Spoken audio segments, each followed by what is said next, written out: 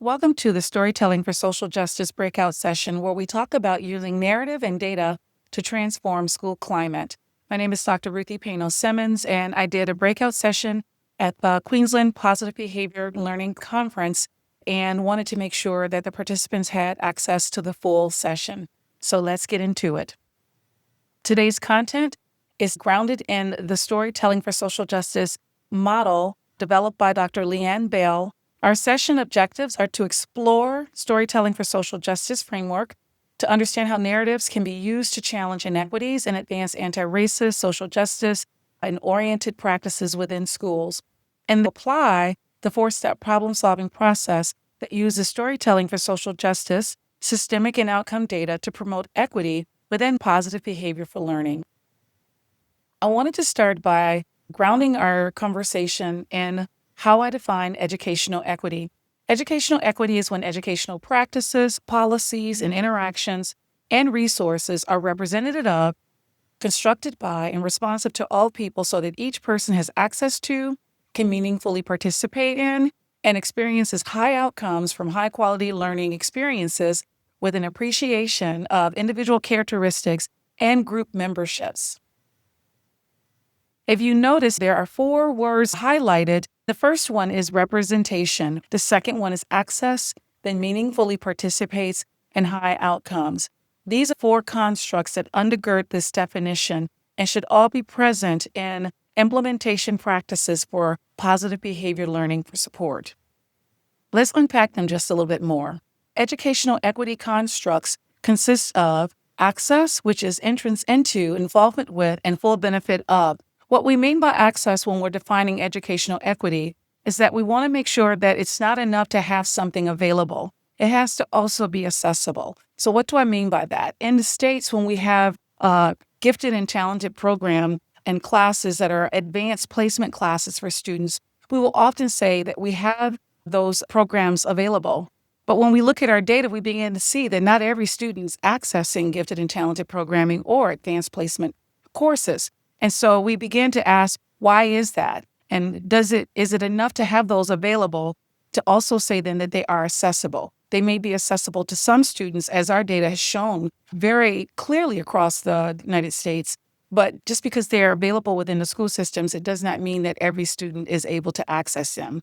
Likewise, when we think about students with disabilities, we might say that we have opportunities for students to participate in learning processes, but if we haven't made sure that the learning experiences are accessible for students with disabilities, then are they truly accessible for them just because we're saying that they are? When we think about representation, it's about having presence in and decision-making in the content, right? So you're a part of the decision-making, but you're also seeing yourself reflected in the content that is a part of teaching and learning. So how are students represented across identity markers and lived experiences in the learning that they see? When I was a student, I can tell you that being a child of the 70s in the States, I did not see myself represented very often in the curriculum or in the resources that were used for learning. And so representation was not there for me. I didn't see myself reflected in the contributions to math, to history, to art.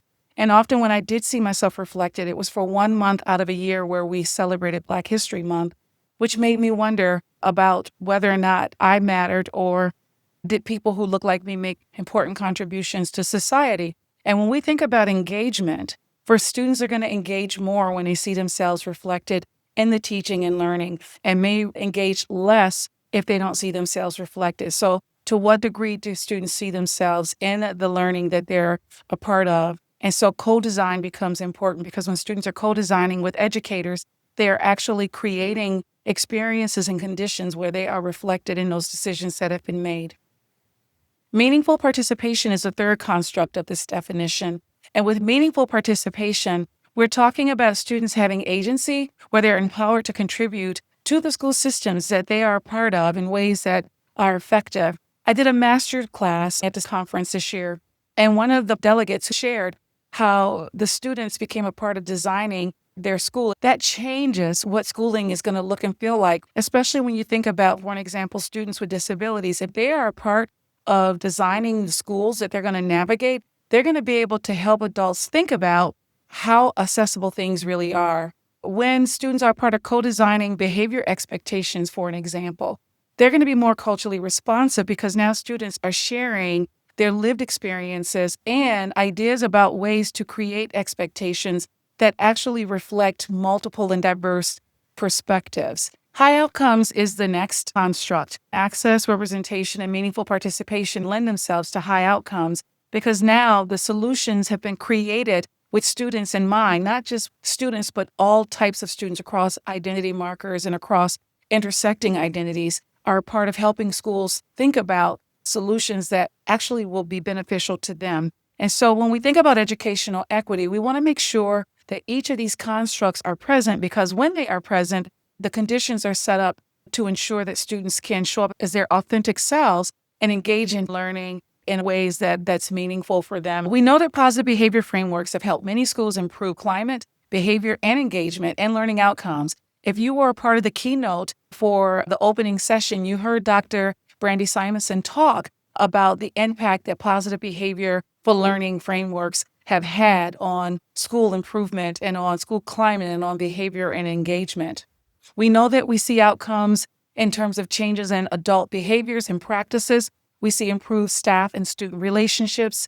Teachers report feeling more effective in their abilities to do work and that they have a stronger sense of well-being because they have a framework and supports that are helping them to do their jobs better and building their capacity to do the work and a framework to lean into to support the work. Student engagement improves, and also we see an increase in instructional time.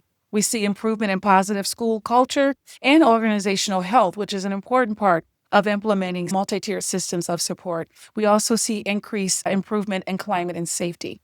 We see a reduction in exclusionary practices. And right now, I'm talking about the outcomes that have been reported for implementing PBIS. I'm going to also talk about the outcomes that have been reported with implementing positive behavior for learning. We see reduced exclusionary practices with discipline referrals, a decrease in restraints and seclusion, and we are starting to really see a decrease in racial inequities. We're seeing a decrease in disproportionate discipline of students of color, especially Black males. We see increased academic achievement, increased and improved pro-social behavior. We see better emotional regulation and reduced bullying and harassment. We even see a reduction in alcohol and drug use for those who are implementing positive behavior for learning, and especially when it's implemented with fidelity. We see improved outcomes for students with disabilities as these systems are being implemented.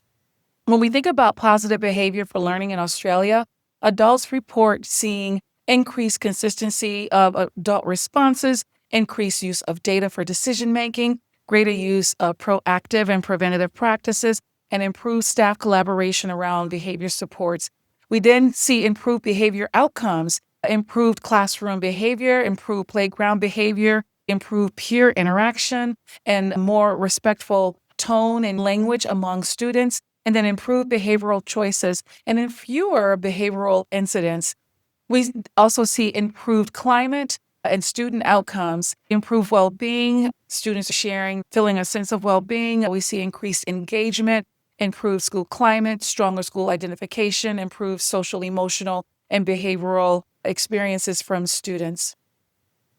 So let's get into some real talk. We know that the data is showing these positive outcomes, but the data is also continuing to show differences in educational experiences and outcomes across student groups. If systems are improving, right, but some students continue to experience school differently than others, what are the stories we are telling about those outcomes and what stories might we be missing?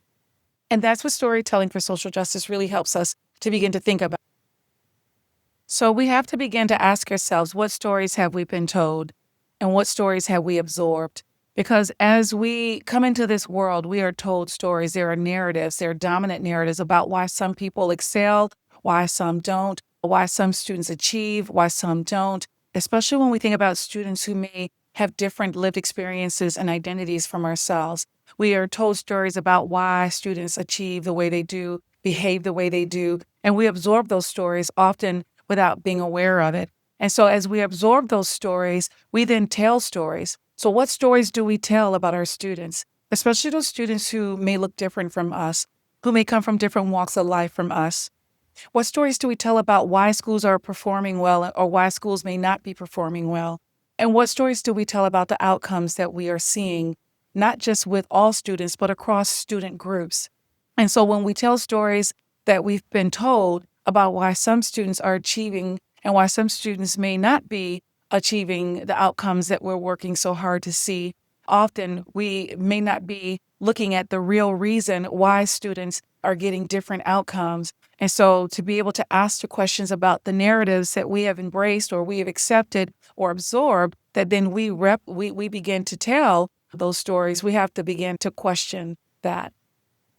How might those stories shape the implementation work we're doing around positive behavior for learning? If we're not questioning the stories that we've been told and the stories we tell, we may then implement these innovations such as positive behavior for learning with stories that may not align with the real conditions that students are experiencing as they come into the school system and as they navigate their classrooms and as they navigate the learning environments. So let's start with the storytelling for social justice framework because it helps us to be able to ask those questions about the stories that we've been told and the stories that we tell and how those stories may impact how we implement systems of support for students. Bell has a framework where she talks about storytelling for social justice, and she offers 4 types of stories that exist. And so the first set of stories are stock stories, and stock stories are the dominant narratives that become accepted as the truth. These are widely accepted narratives that most people recognize and can relate to. They support the status quo. They reinforce existing power structures and societal norms, often portraying dominant groups positively. It can be simplistic because they typically stock stories oversimplify complex issues, making it easier for audiences to digest, but often at the expense of deeper truths.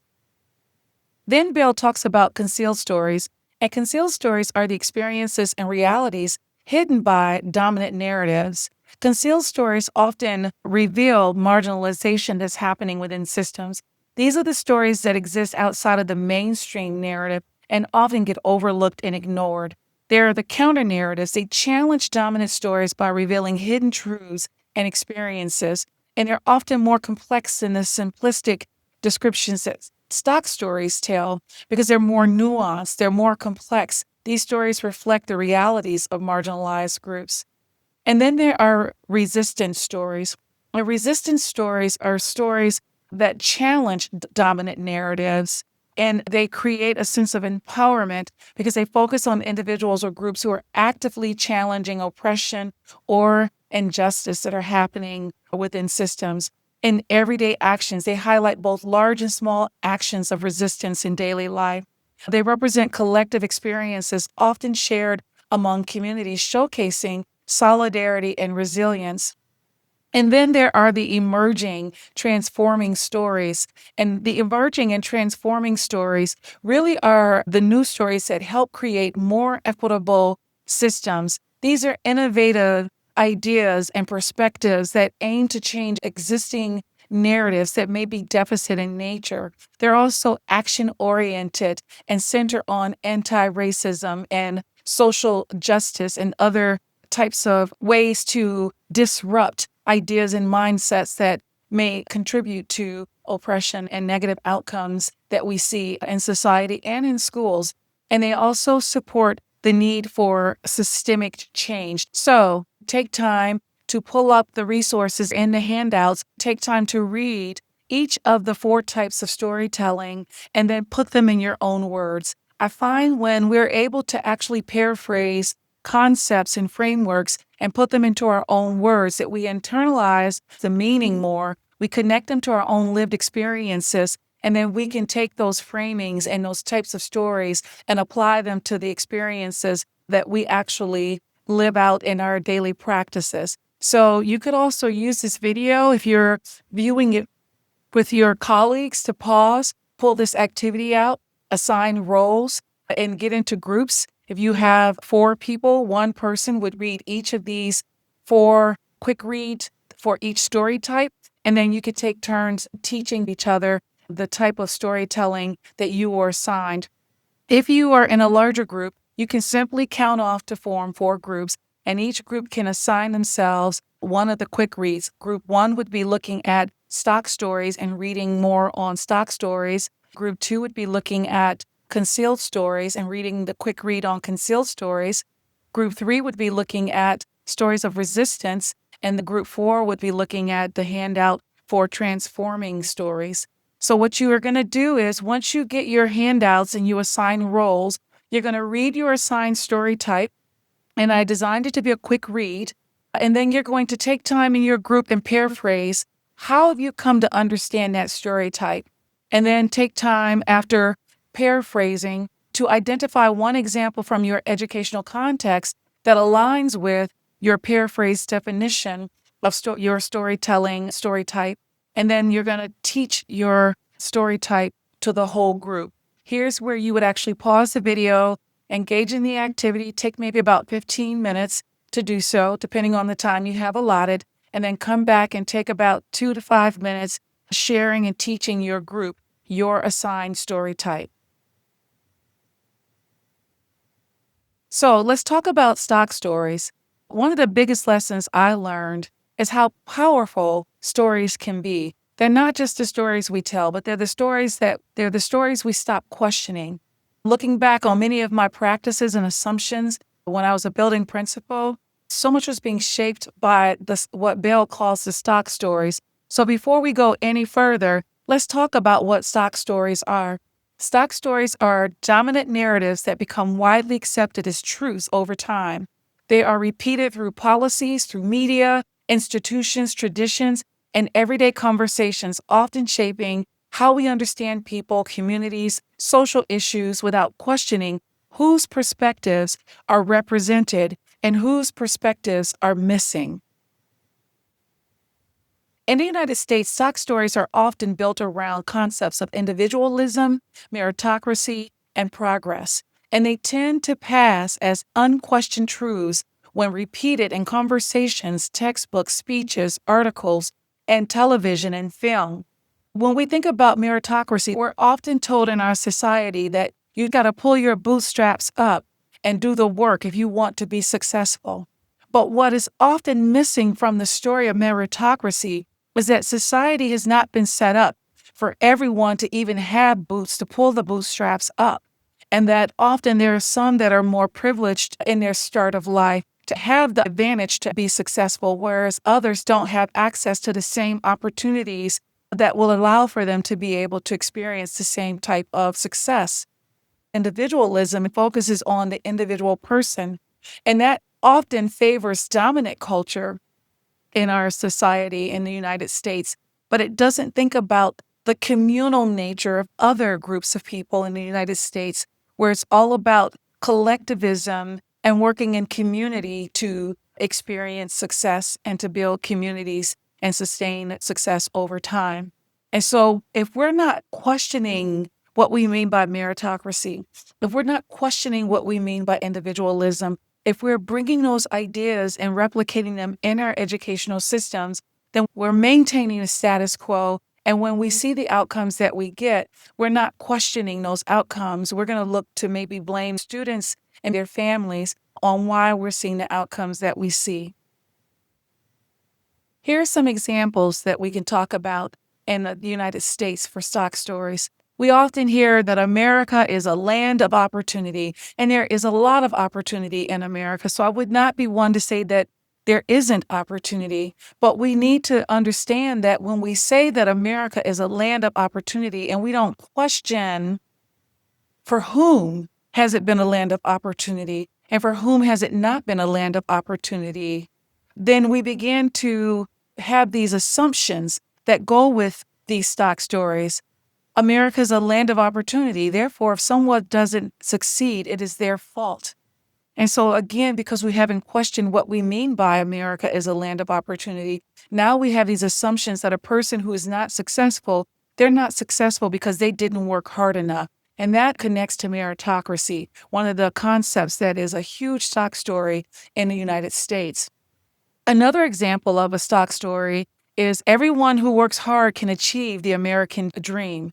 When we say that and we don't question that, the assumption that may be connected to that is that if someone fails, they must be lazy or irresponsible.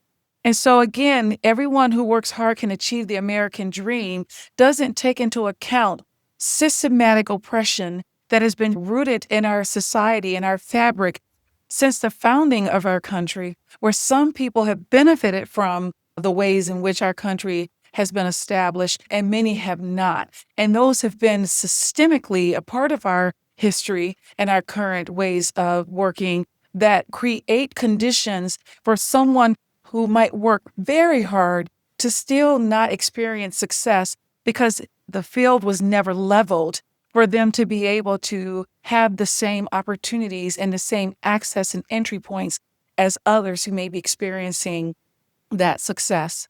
America has made a lot of progress in terms of race. We hear that a lot in our country. If we don't question that stock story, then what we then assume is that therefore we don't need to be concerned about racism anymore. It's no longer a significant problem when all of our data is telling us that it continues to be a significant problem in healthcare, employment, access to educational opportunities.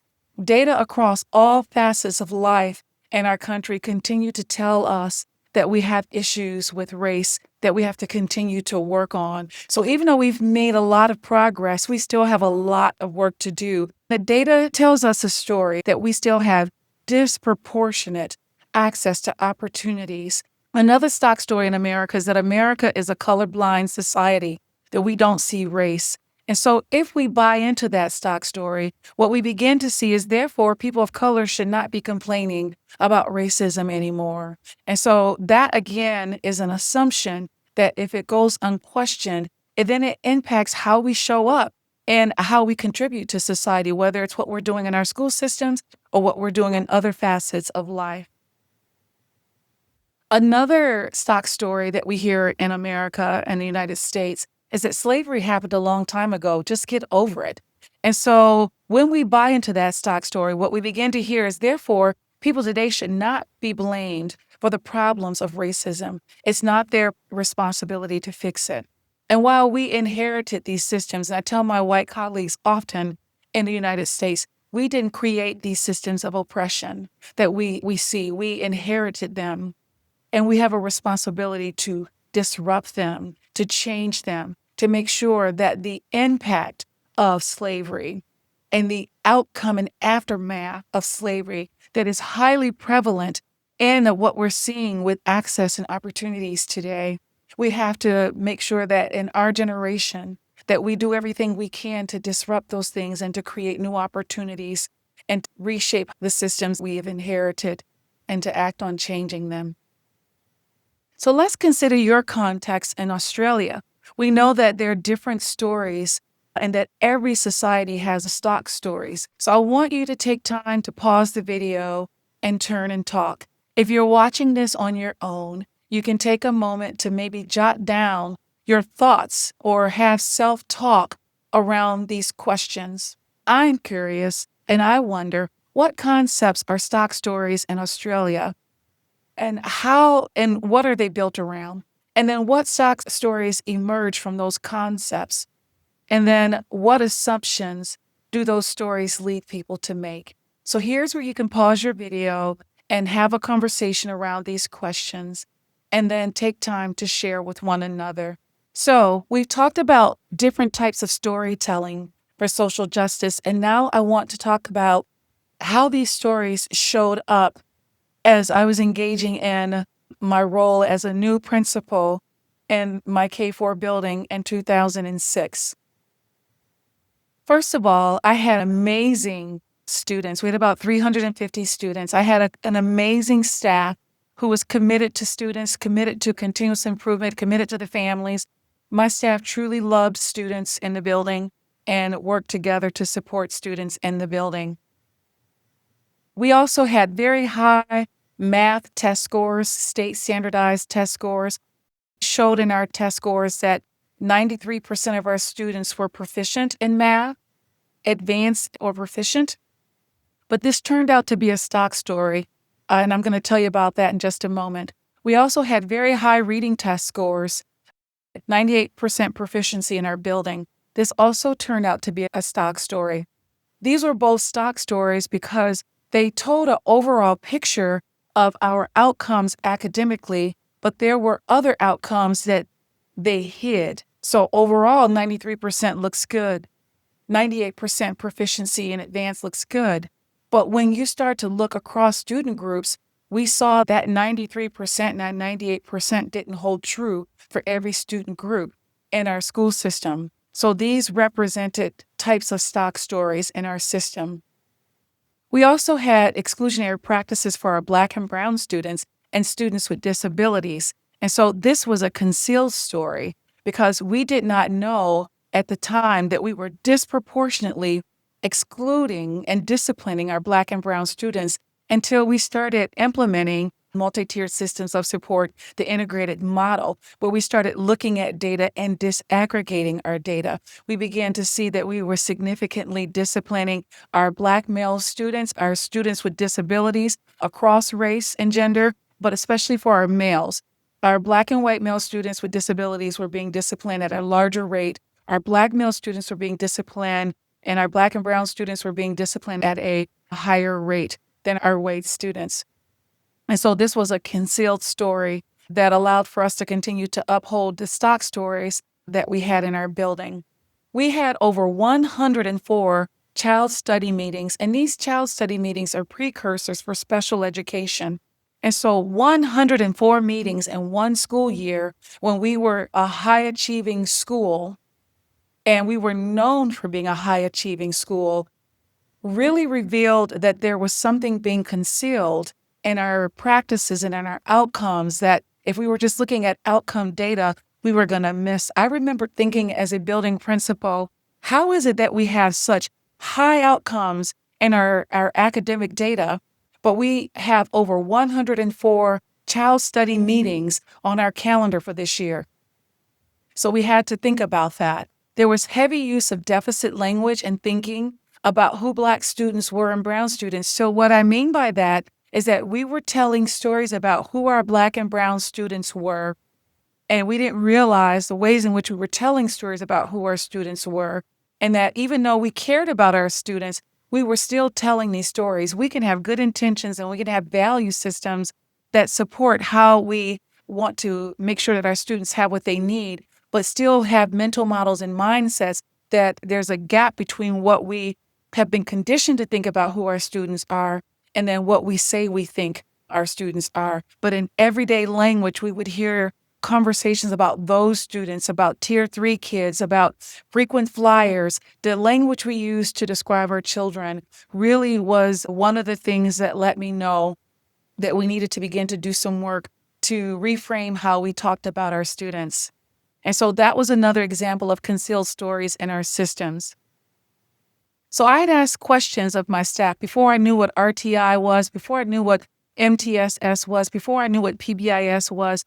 I wondered with my staff as a new building administrator, why were we getting the outcomes we were getting in terms of being a high-performing building? And I asked my staff, how can we ensure that the reason why we're getting these outcomes is because of what we are doing? We had no systems in place to understand what we were doing and how that was connecting to the outcomes we were seeing. We were also a kindergarten through 4th grade elementary school building situated in a college community. And so because we were situated in a college community, a bulk of our students were coming to school already having traveled to other countries and had access to extracurricular experiences, to literacy and just experiences that would increase their abilities to come in and engage in learning without needing the levels of support that maybe some students would need coming in from environments where maybe they didn't have the same opportunities before entering into their kindergarten experiences. So these questions were a form of resisting the stock stories that we had as a building. Yes, we were a high-performing building, but we had hidden realities about who was benefiting from the way systems were and who was not. And so this question was a form of me as a building principal beginning to resist this story that we were a high-performing building because not every student in the building was benefiting from the way things were. There were students who were, and there were students who were not. As we started disaggregating, the data revealed a significant gap between the top and bottom students performing on a state assessment. And we went from we were still a high-performing school, but we gained the status of a focus school. It was a state designation for any school that had a significant gap between their top 30% of students performing on a state assessment and their bottom percent of students performing on a state assessment. And we had a significant gap academically. So when my special education director came into my office and said, there is an opportunity to engage in this multi-tiered systems of support integrated model, we would have to write a grant, but there would be training and an opportunity to look at data to understand how our systems are performing, what practices are making a difference. I was so new as a principal, but I knew I had to jump on that. I understood that we needed a way to hold ourselves accountable. As a new building administrator, I needed a way to make sure that I was being held accountable in my leadership to support making sure all students were benefiting from the way things were.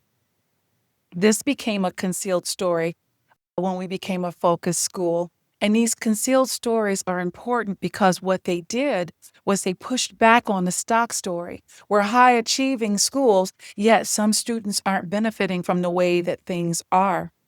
We're a high achieving school, but not all students are experiencing positive outcomes.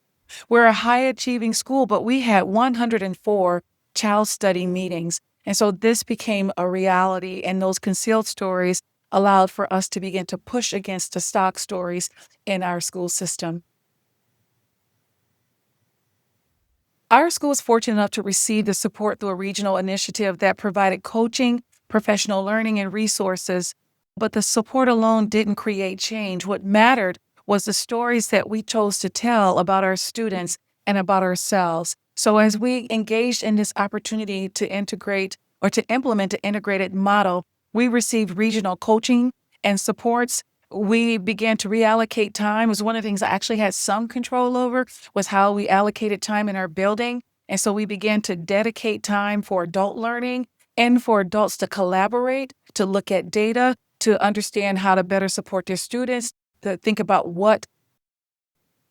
how we would strengthen our core, and then how we would intervene for students who needed more support in addition to the core that we were implementing. We gained access to resources and ongoing professional learning, and it really built our capacity to begin to really think about our data, our systems, and our practices, and to think about how those were the conditions that led to our outcomes, and to think about how we were going to center equity in that process.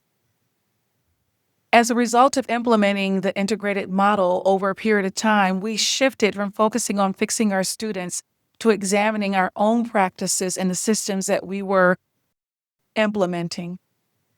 This became a part of our emerging and transforming story, because no longer were we buying into, we are a high-performing school. Yes, everybody come and go to our schools. We're the best. We have high performance in our schools, but we are not satisfied until every student's performing and having positive outcomes. And we shifted in our thinking in order to begin to have those outcomes. What did I do as a building administrator? The first thing I did before even implementing multi-tiered systems of support to integrated model was I had a conversation with my full staff and with each staff member individually, just to make sure that this was something that they felt like they wanted to do. I brought in external regional people to come in to talk about what this process would look like, to make sure all their questions were answered, all their concerns were addressed, and did not move forward until every staff member said they would get on board. I coordinated technical assistance and implementation support at the district level and at the building level to make sure my staff had what they needed, that I had what I needed for us to implement. I aligned our building initiatives and systems and resources to support implementation. So we weren't going to continue if we were doing anything that was not related to implementing the integrated model. It had to align with the integrated model, or we were going to discontinue engaging in that work. And so that was something that helped staff to understand that I was not just asking them to do this work, but that I was in the trenches, leaning into this work with them and making sure that there was a cyclical feedback loop where they were informing decision, helping to make decisions, and that we were removing anything that did not align with the work and making sure that everything made sense and that everyone understood why decisions were being made. And for those of you who are administrators listening to this, one of the important things that I learned as an administrator doing this work at the building level was making the decisions visible, making sure everyone understood why decisions were being made, making sure everyone understood the decision-making processes and the different types of decision-making. There would be times when I would ask for consensus before making a decision. There would be times when I would have to make the decision, but I would provide a rationale. And I made sure it was very clear that at the end of the day, the buck stopped with me. We were all responsible and accountable, but I had a higher level of accountability as the building administrator. And so there would be times when I would have to make that decision. But because I always made it visible, staff, if they didn't necessarily agree, they always appreciated and respected that I asked them for their thoughts and opinions, and that there was a balance between collective decision making and times when I would have to make a decision. We started disaggregating our data.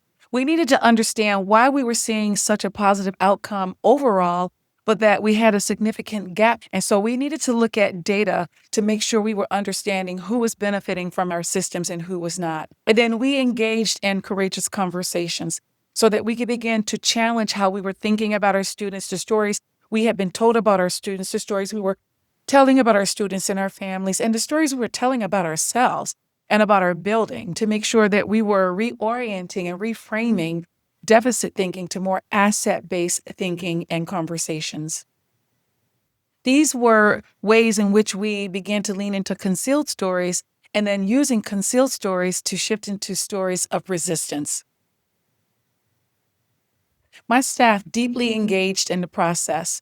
They opened their classrooms up. They took on leadership roles and continuous improvement efforts. Every staff member rotated, being a part of the school improvement team and the school leadership team. And we began to move away from having a school leadership team and a school improvement team. They became one and informed the work that was happening in the continuous improvement process as we were implementing multi-tiered systems of support. We began using data. When I first started as a principal in the building, it was a lot of I feel like, I think, but we didn't have the data to help us in our decision making. And I remember, I know it sounds silly, but I would say to staff, how would you feel if you went to the doctor because you had a headache and then they said, we're going to have to remove your toe? I would want to understand, what does my toe have to do with the headache that I'm having? So we began to realize we could not make decisions around practices and implementation without having data to help us understand implementation, number one, but then also the practices we were putting in place and the outcomes. So we really started learning about using data to help us tell a story about the outcomes that we were seeing and about the systems we were putting in place. My staff really committed to continuous learning and reflection, and that was an important part of the process of implementing systems. These became our stories of resistance because we were resisting the stock stories about who we were and why we were getting the outcomes. We began to really understand we weren't just getting those outcomes because of what we were doing, and that we needed to do a better job of making sure we were getting outcomes for all students. So these also became emerging and transforming stories for us because we went from guessing about stories to using data to tell our stories and to understand what was happening in our systems and focusing on adult practices and behaviors. So first and foremost, we saw changes in our adult practices. We explicitly defined behavior expectations. We engaged in ongoing data review and action planning. We strengthened the core. We resisted the urge to start intervening without having a core in place for our behavior systems and for our literacy practices. Before implementing the integrated model, everybody was teaching reading according to what they knew and understood. And I remember asking my teachers about what they were teaching, and every teacher had a different way that they were talking about teaching reading. So if we were going to look at what was happening with that top and bottom 30% performing or underperforming on the assessment, we were going to have to look at what we were doing with regards to teaching reading. We understood that our teacher prep programs did not prepare us to teach reading. So we had to lean into professional development and adopting a core reading program to make sure we were all working from the same understanding and then aligning our professional development with our literacy practices so that we could all feel confident in teaching reading. In fact, before implementing the integrated model, we would send students who needed additional support to the resource room. Staff didn't call themselves reading teachers, and one shift we saw in adult practices was that they began to see themselves as the reading teachers and that it was their responsibility to teach reading to all of their students. And I leveraged our resource room teacher who had a special education background as a literacy coach in the building to help build the capacity of our teachers to teach reading. And so professional development was aligned with evidence-based practices. And we had a lot of teaming. We revised our lunch and recess systems, and there was a lot of collaboration for teaching the core and for intervening and planning. This is so important because in addition to the changes in practices, we started seeing a shift in the mental models that we had.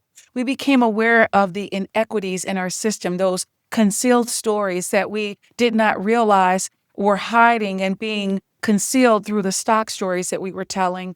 We became aware that we were using language that was harmful language, that was deficit language, that was contributing to deficit thinking. And we started to reframe. We no longer use language such as those tier 3 students. We would say, these are students who need additional or intensive supports. We stopped using language and shifted from using language, calling our students frequent flyers and talking about how they were the problem and saying we need to understand that this behavior we're seeing is communicating something. What is it communicating? And how do we understand how to support our students and what types of plans do we need to put in place to address our students? But we also focus heavily on building relationships and reframing our thinking about who our Black and Brown students were, who our students on the autism spectrum were, and who our students with emotional impairments were. So there was shift in our thinking. We started collectively engaging in continuous improvement. We didn't see it as someone else's responsibility, and we also took collective responsibility for our students' success. We went from saying each student is all of our students, and we had a higher level of ownership into that work. We saw reduced exclusionary practices. We saw a significant reduction in office discipline referrals across all students. We saw a reduction in suspensions. We saw a reduction in restraints and seclusion because there was a lot of making sure we were keeping students safe from themselves and from others. And so a part of that was restraining students, and we engaged in training to help us understand how to de-escalate students so that we could decrease restraint. And also we integrated special education more fully into the classrooms. So by the 5th year of implementation, maybe the 4th year of implementation, we no longer had students spending a bulk of their time in the EI classroom. They were in the classroom, and we had peer professionals supporting students within the classroom, and then starting to pull back the need for peer professional support in the classroom to reduce least restrictive environments.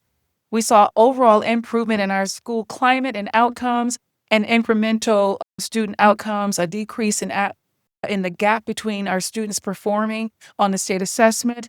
And we didn't see that right away. We saw that incrementally in the data we had that we were collecting, which is why in making sure you have data in the classroom, making sure you have data at the building level is important because the state assessment was not showing the outcomes yet.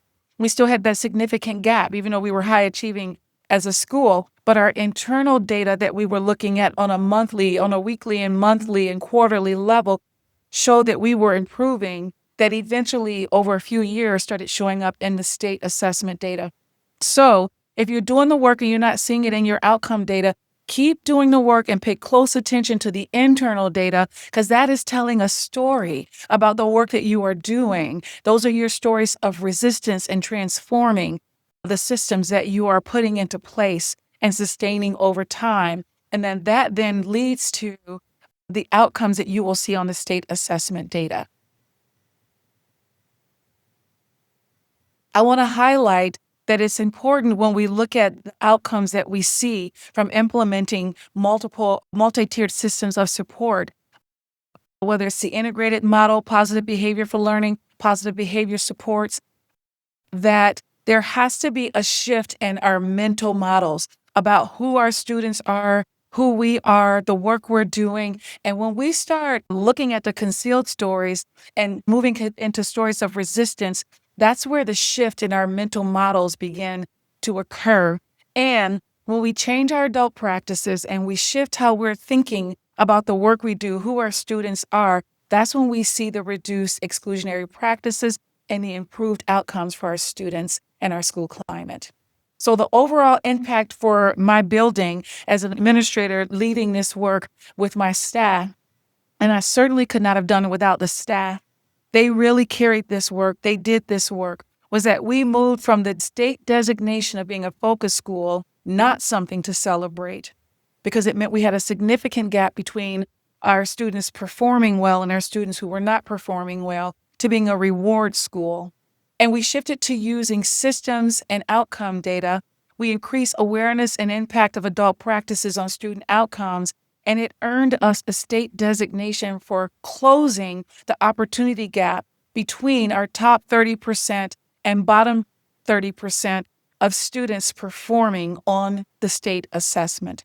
So storytelling for social justice is real because it allows for us to begin to question why our systems are the way they are. And even if we're performing well, we have to lift up that cover and look under the cover to make sure everyone is performing well. These were our emerging and transforming stories. So we always have to remember that student behavior does not occur in a vacuum. We must continually ask, what are the conditions in which our students are learning and our teachers are teaching? This becomes a really important part of the conversation.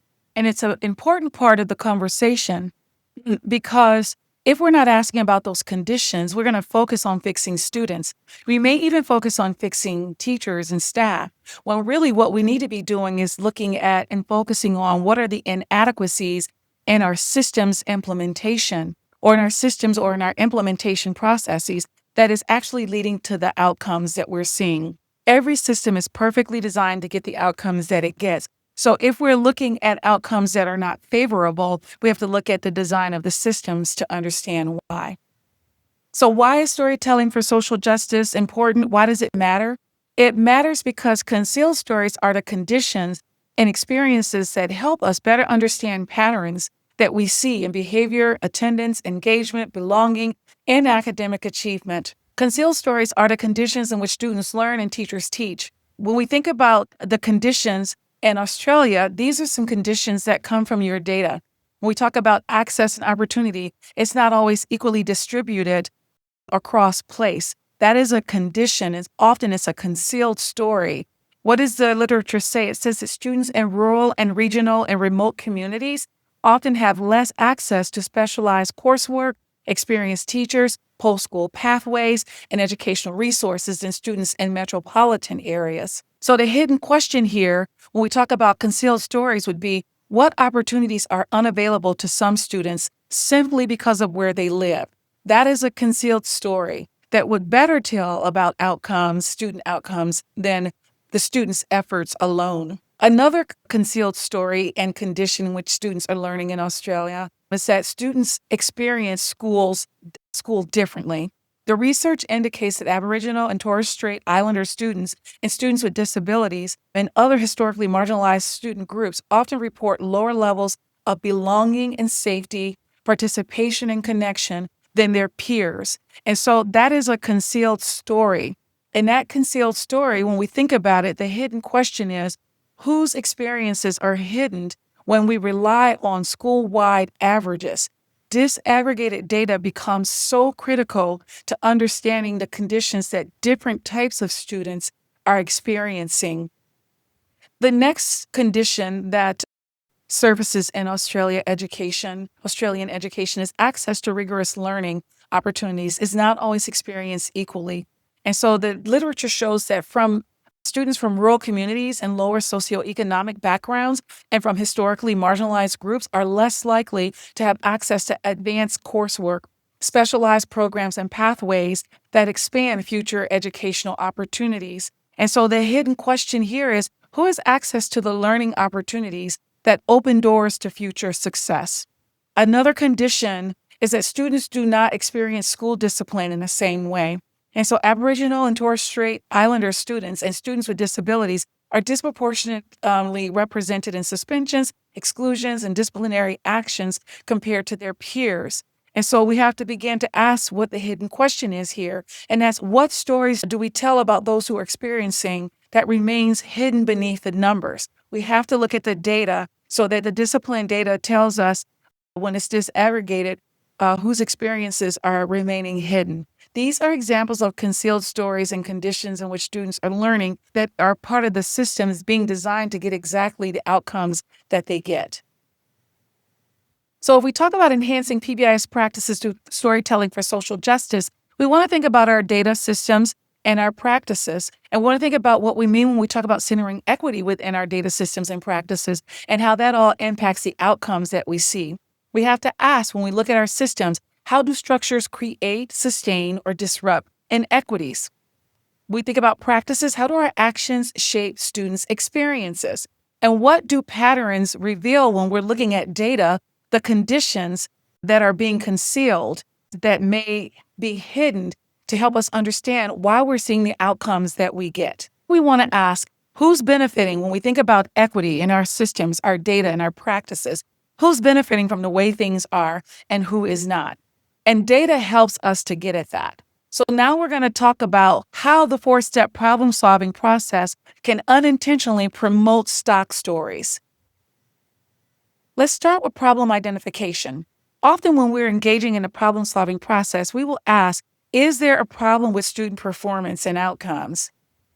This is where stock stories can enter the conversation in our problem-solving process. So then we move into that next step of problem solving, and we look at problem analysis, and we ask, what is it about students that's contributing to the underperformance? Because we're starting with the problem identification being, what's the problem with student performance? So we're talking about student performance, and we're looking at outcome data. And so now we're asking, what's wrong with the student? Why isn't the student achieving? We're making so many assumptions about what we are doing right, but we're not thinking about what the missed opportunities might be. This is where stock stories begin to grow. Then we start developing a plan based on our problem analysis, and then we start to think, how will we help our students be smarter, better behaved, or more advanced? So see, this is how we can unintentionally focus on fixing the student in the 4-step problem-solving process, when we start by identifying the problem as being student performance.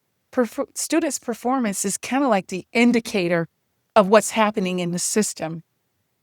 Okay, so it's the result of what we're doing in our systems. And so then we start to plan.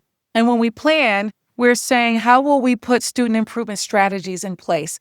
And again, we're talking about students, not systems. We're focusing on helping the student to improve without improving the systems and the conditions that are set up for students to actually learn and to experience success. This is where stock stories begin to become reified and become the reality. And then stock stories then become, this is why we're seeing the outcomes that we get. And it can become a vicious, continuous improvement cycle where stock stories enter, stock stories grow, they take root. Let's talk about what the 4-step problem-solving process for equity-focused continuous improvement could look like. And we're going to start with the same problem identification. It's our questions that shift. What inequities are present? Who's benefiting from the way things are and who is not?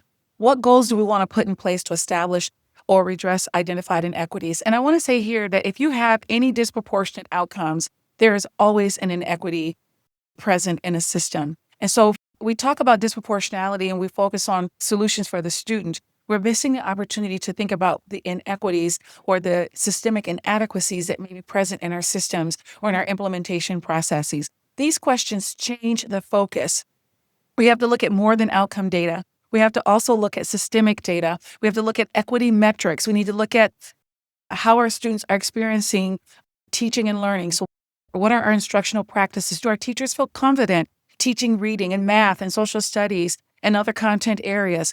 But what capacity needs to be built? Do students see themselves present and reflected in the content that's being taught? These are all data points to help us understand the inequities that are present in our system or why we're seeing those in our system. This is actually where we challenge stock stories, because we're not starting by saying what's wrong with our students, why are our students underperforming. We're starting by saying what are the inequities in our system leading to the outcomes that we see with our student performance. And then we move to problem analysis. And when we move to problem analysis, because we started with looking at systemic inequities, now we're asking what systemic factors are contributing to the identified inequities in our systems, and what are the barriers that that exist, and that we need to make sure that we are addressing. Students can feel like they are represented and can fully participate in academic learning experiences. And so now we're focusing on analysis and looking at data. Not only are we looking at our implementation fidelity data, but we're also looking at other systemic data that tells us about the conditions in which our students are learning and our teachers are teaching. Then we start planning after we've identified what the issues are.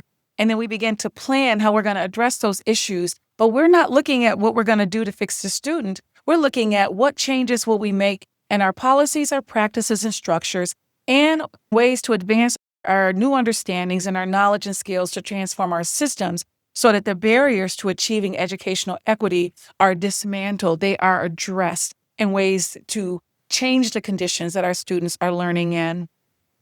And this is where we create emerging and transforming stories.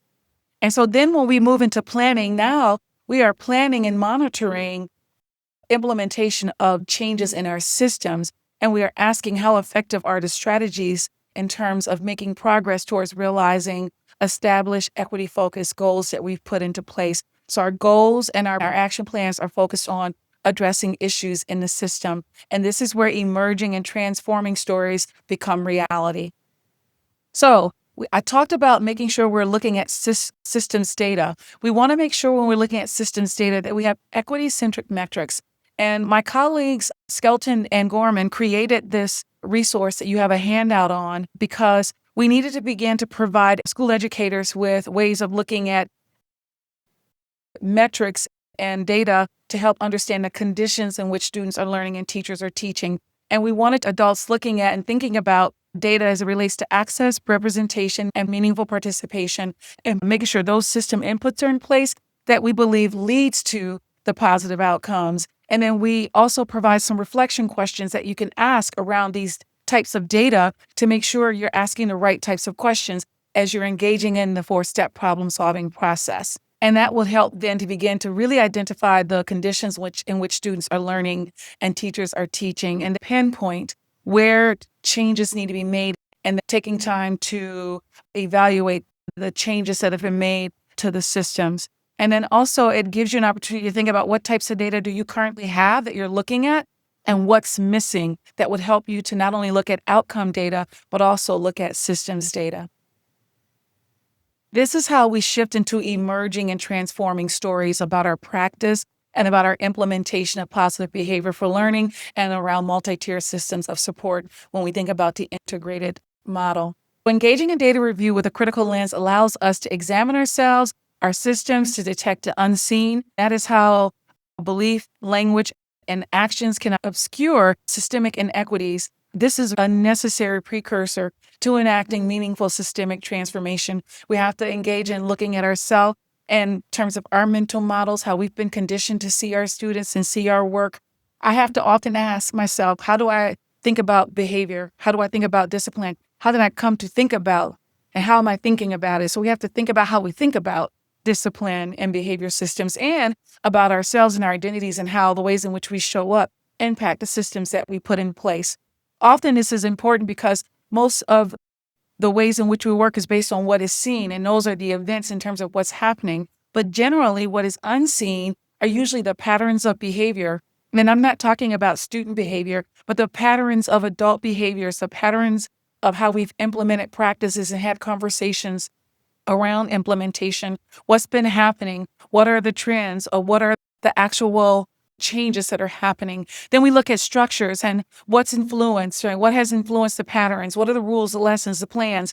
What are the relationships among the parts? This is really beginning to get down into what Senge talks about when he talks about this pyramid model, and how so much of what we respond to and react to is above surface, but But what we really need to be looking at is beneath the surface and the mental models that have been shaped over time that shapes the values and beliefs and assumptions that we have about teaching, about learning, about students, about behavior, about different types of students. And so there's a handout that you can look at that unpacks this very thoroughly to help you think about what these different layers are that impacts what we're actually seeing. What we're seeing is just the tip of the iceberg, but what's actually informing it often is beneath the surface. So we not only have to look at outcome data, but we look at different types of data so we can excavate and think about patterns of behavior, structures, and mental models that are getting the outcomes that we see or lending themselves to the outcomes that we see. So now we're at the practical application part for educators. And what you're going to do is take time to identify stock stories. And I intentionally use American education data for a K-8 building. We have some out-of-school suspension, and you're going to go into your handout, and handouts in there is a handout that has the data set in it, and you're going to take a look. And so for this activity, you're going to take a look at the data. I'm going to show this to you in a moment on the screen. You're going to make a T-chart on the poster paper and label the first column stock stories and the second column concealed stories. And in the first column, I want you to discuss and capture what stock stories educators might tell based on student out-of-school suspension data in the handout that you see. And then take time to make sure that you're going to share with one another. So you're going to pause the video here if you're working with a group of people. If you're watching this on your own, you'll still pause, go through the activity yourself, and then come back to the video when you're ready. And again, you can access the data packet that shows what I'm getting ready to show you. So here is the out-of-school suspension data. And you can see when you look at this data that the purple represents the percentage of students enrolled in this school, and the blue represents the percentage of students receiving one or more out-of-school suspensions. And one of the things that you can see right away if you take a look at this is that there is some disproportionality happening here. Wherever you see a bar where the actual percentage of out-of-school suspension is larger than the number of students, that reflects disproportionality. So there's disproportionality with our Latin students. There's disproportionality for our students of two or more races. There's disproportionality of suspension for our Black students. And there's disproportionality for our students with disabilities who are receiving special education services. Now that you've taken time to look at that and to use your T-chart to talk about the stock stories, now we're going to take time. I hope you pause the video to do the activity because now we're moving to the next part. You should have filled in your T-chart with stock stories that you have heard or that might get told based on just looking at the outcome suspension data. And now what you're doing is you're taking a look at some systems data because the systems data will help to unearth concealed stories and help move towards stories of resistance and transformation. So as a group, you're going to compare outcome data with the systems data on your handout. So on your next page of your handout data, you're going to see the systems data. And you're going to compare the outcome data with the systems data. For each stock story on your T-chart, you're going to discuss and capture what concealed stories can be told about student access to representation in and meaningful participation in quality learning opportunities that may have affected their outcomes. So first you just had outcome data, and when we only look at outcome data, we're going to speculate and make assumptions about why we see the outcomes. That's why you need systemic data. You're going to list, looking at the systemic data, what were the concealed stories that you didn't have when you were just looking at the outcome data. Put that on the right-hand side of your T-chart. And then discuss how might you use this information to tell stories of resistance and transformation. So here, I'm going to go to the data, and then I'm going to pause so that you can actually take a moment to do the activity. Here's the comparison data for outcome. The first set of data is comparison of student and teacher data by race and ethnicity. And if you look at this data, you can see that the purple represent the percentage of students and the blue represents the student enrollment. For Asian students, you don't have that representation of Asian teachers. You don't have that representation of Latin teachers. There is a disproportionate representation of student-teacher ratio here when we look at the demographics. When you look at two or more races, you have a very insignificant number of teachers with two or more races representative in the school. So students don't see adults who look like them. And that's a very important thing. Even though every adult matters and what they do matters, when I look up and see someone who looks like me, that has an impact on the experiences that I have, because there's some relatability, there's some understanding cultural nuances that happens across identities. And you can see that the strongest representation is with our white students. Another piece of data that I want you to look at as a part of the activity when you pause is that we have the K-8 school practices by percent. So they're implementing these different practices, and we know that we want to see at least 80% of implementation, because that is what's necessary to achieve meaningful growth or improvement in outcomes. And when you look at the Tier 1 positive behavior for learning implementation, you can see that the implementation for this building is at 70%. So even though there is some great work happening, they have not met the 80% threshold that would allow for them to begin to see the outcomes that they need to see. So if we're seeing all these suspensions, what about this implementation might be lending itself to the outcomes that we're seeing with the suspension data that we were looking at earlier? When we look at actual implementation of asset-based language and framing, they're at a 62% of implementing these practices. And so again, that's below the threshold. In fact, Universal for Design is under that threshold. Culturally responsive teaching is below the 80% threshold. And learner-centered instruction is below the 80% threshold. These are all conditions in which the students are learning. Even though they're doing some really important work of implementing them, they have not met the threshold in which we consider core implementation practices to see the outcomes they need to see. So it is possible that this could also be impacting those suspension outcomes that we talked about. So that's why equity-centric metrics become important, because equity-centric metrics allow for us to look at the right types of data to understand why we're getting the outcomes that we get. Here would be another place to pause to take a look at the different types of data that we would want to look at to understand who's benefiting from the ways things are and who is not. And then, do we have the right types of data to answer those questions across these different areas? And then what do we have that we can leverage, and what do we want to make sure that we begin to pull in and look at to better understand the systems that we're creating and the implementation processes that we're engaging in? All right, so now that you've had a chance to actually look at how important it is for us to look at outcome data and systems data to better understand what's happening with outcome data, now we're going to just move into food for thought. And so here's where I want you to pause the video and take a moment to ask yourself the reflection questions around disrupting inequitable narratives. So for 2 minutes, consider the narrative and practices within your organization or your classroom. What stock stories or traditional practices reinforce the status quo? How do these narratives perpetuate inequities? When you're done with that, you're going to pause there and then come back, identify, and write down one specific stock story or practice that needs to be challenged, either in your classroom or in your building, in your region, or in your state. Then take 2 minutes and outline 2 actions that you're going to begin to engage in to disrupt this narrative, or that the conversation you will take back to your organization around how you might disrupt what you just identified. How will you use the 4-step problem-solving process where you're shifting to questions to examine these stock stories? And what steps can you take to promote more inclusive and equitable practices?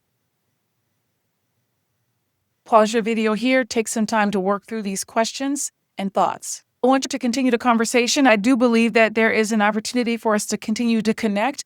I created a podcast because I wanted to have these conversations and provide another resource and ways of thinking and engaging in real conversations around visibility, voice, and validation, and true representation in schools. Thank you.